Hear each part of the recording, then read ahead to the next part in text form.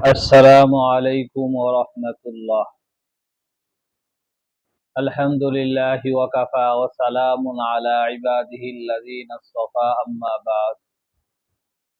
قال النبي صلى الله عليه وسلم: يا أيها الناس أفشوا السلام وأطعموا الطعام وصلوا الأرحام وصلوا بالليل والناس نيام تدخلوا الجنة بسلام أو كما قال النبي صلى الله عليه وسلم. আমরা যারা মুসলমান, আমাদের সকলেরই শেষ ঠিকানা হলো জান্নাত। আমি আপনাদের সম্মুখে নিরাপদে জান্নাতে প্রবেশের 4টি আমলের কথা বলবো। আমরা ফরজ ইবাদত, ওয়াজিব ইবাদতের পাশাপাশি যদি আমরা এই 4টি কাজ করতে পারি, ইনশাআল্লাহ আল্লাহ তাআলার মেহেরবানিতে নিরাপদে আমরা জান্নাতে প্রবেশ করতে পারবো।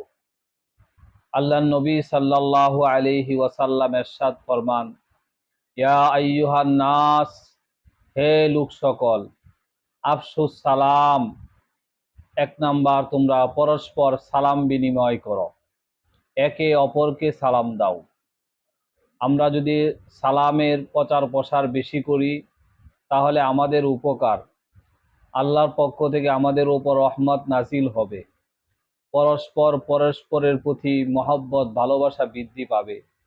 বর্তমান সময়ে স্বামীর প্রতি স্ত্রী নারাজ, স্ত্রীর প্রতি স্বামী নারাজ, সন্তানের প্রতি পিতামাতা নারাজ, পিতামাতার প্রতি সন্তান নারাজ, এক প্রতিবেশী আরেক প্রতিবেশীর প্রতি নারাজ, ভাইয়ের প্রতি ভাইয়ের মিল মহব্বত কম।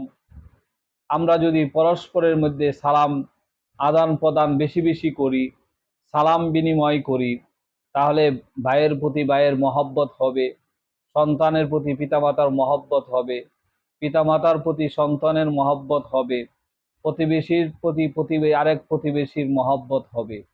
এই জন্য আমরা বেশি বেশি সালাম আদান প্রদান করব। ঘরে প্রবেশ করলেও সালাম দিব, যাওয়ার পথে আমরা সালাম দিব, সন্তানদেরকে আমরা সালাম দিব, সন্তানরা পিতামাতাকে সালাম দিবে, স্বামী স্ত্রীকে সালাম দিবে, স্ত্রী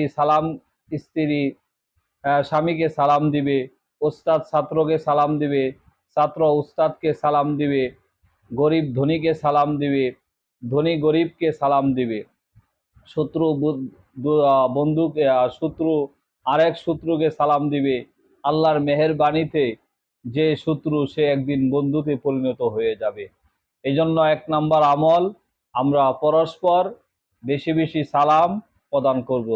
আর সালামটা আমরা অবশ্যই শুদ্ধভাবে স্পষ্টভাবে জুড়ে দিব, আসসালামু আলাইকুম ওয়া রাহমাতুল্লাহি ওয়া বারাকাতুহু। আল্লাহর নবী সাল্লাল্লাহু আলাইহি ওয়াসাল্লামের একটি হাদিস আছে যে এক সাহাবায়ে কেরামের বৈঠকে এসে সালাম দিল, আসসালামু আলাইকুম। রাসূল বলল তার জন্য 10টি নেকি। কিছুক্ষণ পর আরেক সাহাবী আয়েশা বলল, আসসালামু আলাইকুম ওয়া রাহমাতুল্লাহ। আল্লাহর নবী সাল্লাল্লাহু আলাইহি ওয়াসাল্লাম বললেন তার জন্য 20টি নেকি। কিছুক্ষণ পর আরেক সাহাবী আয়েশা সালাম দিল, আসসালামু আলাইকুম ওয়া রাহমাতুল্লাহি ওয়া বারাকাতুহু। আল্লাহর নবী সাল্লাল্লাহু আলাইহি ওয়াসাল্লাম বললেন তার জন্য 30টা নেকি। তাহলে যাদের হাতে সময় আছে আমরা সুন্দরভাবে 3 শব্দ দ্বারাই আমরা সালাম দিব, আসসালামু আলাইকুম ওয়া রাহমাতুল্লাহি ওয়া বারাকাতুহু। এভাবে আমরা স্পষ্টভাবে সালাম দেওয়ার চেষ্টা করব ইনশাআল্লাহ। আর যে কেউ আমাকে আপনাকে সালাম দিবে, আমরা তাকে শুনিয়ে সালামের উত্তর সুন্দরভাবে নিব ইনশাআল্লাহ। 2 নাম্বার, ওয়াতইমুত তাআম। 2 নাম্বার আমল হলো ক্ষুধার্তকে, অনাহারীকে খাবারের ব্যবস্থা করা, তার খাবারের ব্যবস্থা করা, তাকে খাওয়ানো। এই আমলটা আমরা একেবারেই ছেড়ে দিয়েছি। আমরা ইনশাল্লাহ চেষ্টা করব সব সময় প্রতিবেশীদের দিকে আমরা খেয়াল রাখবো, তারা কেউ অনাহারে আছে কিনা, আমার আত্মীয় স্বজন আপনজন প্রিয়জনদের মধ্যে কেউ, কাছের মানুষের মধ্যে কেউ অনাহারে থাকে কিনা, ক্ষুধার্ত থাকে কিনা। আমি পেট ভরে ভালো ভালো পছন্দনীয় খাবারগুলা খাবো, আর আমার কাছের মানুষ, আমার আত্মীয় স্বজন আপনজন প্রিয়জন তারা না খেয়ে থাকবে, অনাহারে থাকবে, এটা মুসলমানদের বৈশিষ্ট্য না। এই জন্য আমরা তাদের দিকে আমরা অবশ্যই খেয়াল করব ইনশাআল্লাহ।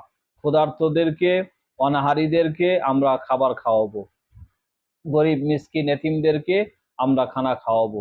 এই আমলটা যদি আমরা করি তাহলে নিরাপদে জান্নাতে আমরা প্রবেশ করতে পারবো। 3 নাম্বার আমল ওয়াসিলুল আরহাম, আত্মীয় আত্মীয়তার বন্ধনকে অটুট রাখা, আত্মীয়তার বন্ধনকে বজায় রাখা, আত্মীয়তার সম্পর্ককে অটুট রাখা, সম্পর্ক ছিন্ন না করা। কেউ যদি আমার সাথে সম্পর্ক ছিন্ন করতেও চায়, আমি আত্মীয়তার সম্পর্ককে ছিন্ন করব না। 3 নাম্বার আমল। 4 নাম্বার আমল হলো অসল্লু বিল্লাইলি ওয়ান নাসু নিয়াম, রাতের বেলা নামাজ। মানুষ যখন ঘুমিয়ে যায় তখন নামাজ পড়া, অর্থাৎ তাহাজ্জুদের আমল করা, তাহাজ্জুদের নামাজ পড়া। আমরা যদি তাহাজ্জুদের নামাজের আমল আমরা করতে পারি তাহলে আল্লাহ পাক রব্বুল আলামিন আমাদেরকে নিরাপদে জান্নাতে প্রবেশ করাবেন। তাদখুলুল জান্নাতা বিসালাম, যার মধ্যে উপরোক্ত 4টি আমল থাকবে সে নিরাপদে জান্নাতে প্রবেশ করবে। তাহলে সংক্ষেপে 4টি আমল হলো: 1 নাম্বার আমল পরস্পর সালাম বিনিময় করব, 2 নাম্বার ক্ষুধার্তকে খাবারের ব্যবস্থা করব, খাবার দিব, 3 নাম্বার আত্মীয়তার সম্পর্ক বজায় রাখবো, 4 নাম্বার তাহাজ্জুদের আমল করব। কোন ব্যক্তি যদি এই আমলগুলা করে আল্লাহ পাক রব্বুল আলামিন তাকে নিরাপদে জান্নাতে প্রবেশ করাবেন। আল্লাহ পাক রব্বুল আলামিন আমাদের সকলকে নিরাপদে জান্নাতে প্রবেশ করার তৌফিক দান করুন। ওমা আলাইনা ইল্লাল বালাগ।